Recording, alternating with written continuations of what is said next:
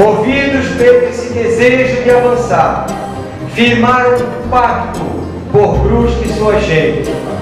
Carrego comigo a força da juventude, desejo de acertar, entusiasmo de realizar com sucesso essa experiência desafiadora.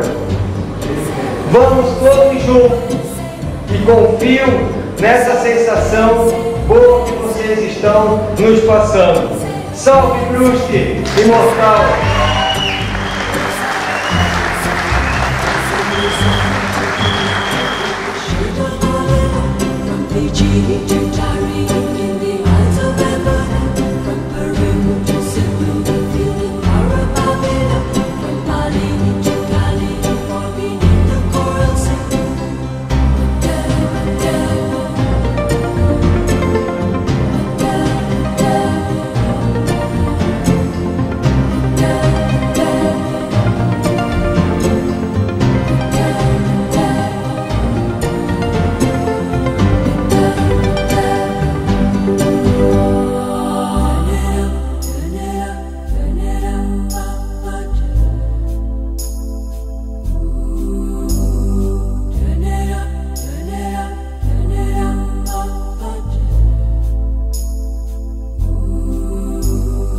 Só queríamos primeiro dizer, é um fato histórico, aconteceu na nossa cidade, foi uma determinação da Justiça Eleitoral. O presidente da Câmara foi comunicado pela Justiça Eleitoral para assumir o meu chefe do poder, como chefe do Poder Executivo durante esse período interino de 30 dias.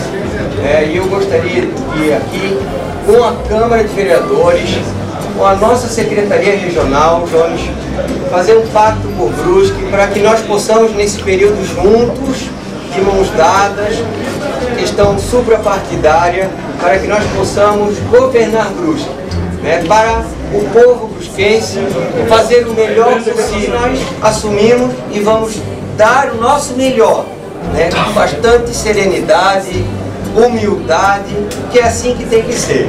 E juntos, de mãos dadas, nós temos que ajudar pela nossa população de Brusque. Então, eu agradeço sinceramente aqui o apoio de todos vocês.